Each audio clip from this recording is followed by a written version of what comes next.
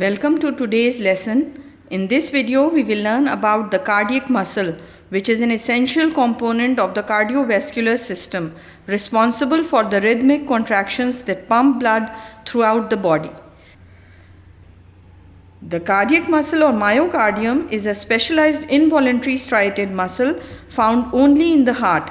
It combines the strength of skeletal muscle with the endurance and rhythmic control of smooth muscle. Its main function is to generate force and pump blood continuously throughout life without fatigue.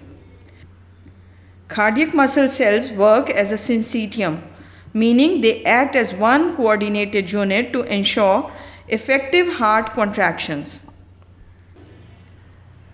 This slide shows the microscopic anatomy of cardiac muscle. Cardiac muscle fibers are branched and interconnected, unlike the straight parallel fibers of skeletal muscles. Each fiber contains a single central nucleus, sometimes two.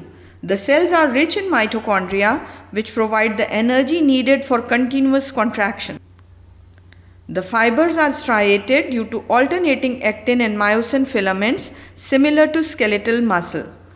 The intercalated discs between cells contain desmosomes and gap junctions, allowing both mechanical strength and electrical connectivity.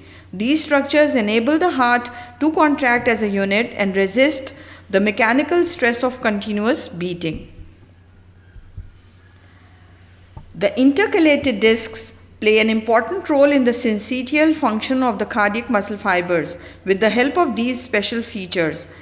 Desmosomes tightly anchor cells together, preventing them from pulling apart during contraction, and gap junctions allow ions and small molecules to pass between cells, facilitating rapid transmission of electrical impulses. Together, these structures create a functional syncytium, meaning the heart muscle acts as a single coordinated tissue rather than individual cells. This is crucial for synchronized contractions that pump blood effectively. The cardiac muscle's primary function is to contract rhythmically to propel blood into the arteries. It works involuntarily under the control of autonomic nervous system. It has automaticity, the ability to generate its own electrical impulses without external stimulation. It has rhythmicity, maintaining a steady, repeating pattern of contraction. It is fatigue resistant due to abundant mitochondria and continuous oxygen supply. Cardiac muscle cells can generate and conduct electrical signals. There are two types of cells. Number one, contractile cells which perform contraction, and number two, autorhythmic or pacemaker cells which generate impulses.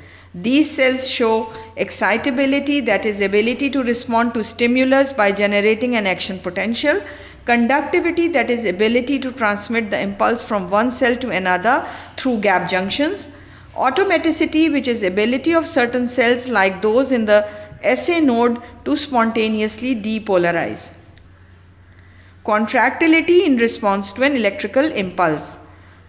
These properties ensure that the heart can initiate and coordinate its own rhythm without relying on external nerve signals.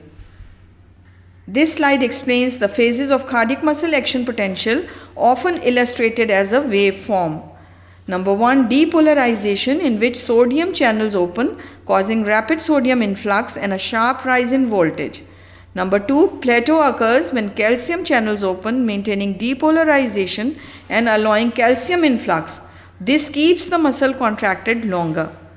Number three, repolarization, in which potassium channels open, allowing potassium efflux, returning the cell to its resting potential. Number four, resting phase, where the sodium-potassium pump restores ionic balance, preparing the cell for the next impulse. The plateau phase is unique to cardiac muscle, preventing tetany, which is continuous contraction and allowing proper relaxation between beats. This graph visually represents the phases mentioned. The sharp upward slope corresponds to depolarization, that is sodium influx. The flat middle section represents the plateau, calcium entry. The downward slope shows repolarization or the potassium efflux. This diagram shows the sequence of electrical conduction in the heart. Number 1, sinoatrial node, the natural pacemaker that initiates the impulse. Number 2, atrioventricular node, delays the impulse to allow atrial contraction before ventricular contraction. Number 3, bundle of His, carries the impulse from the AV node to the ventricles. Number 4, right and left bundle branches distribute the impulse through the interventricular septum. Number 5, Purkinje fibers spread the signal throughout the ventricles for coordinated contraction. This pathway ensures the heart contracts in the correct sequence.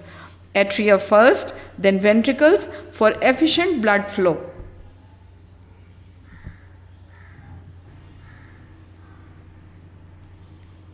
Now recap the main points. Cardiac muscle is specialized, involuntary and self-regulating. Structural features like intercalated discs and gap junctions support coordinated contraction. Electrical properties such as automaticity and conductivity enable rhythmic heartbeats. The action potential and conduction pathway together maintain the heart's precise rhythm and efficiency. Thank you for watching. Stay curious and keep your heart healthy. Subscribe for more anatomy and physiology videos.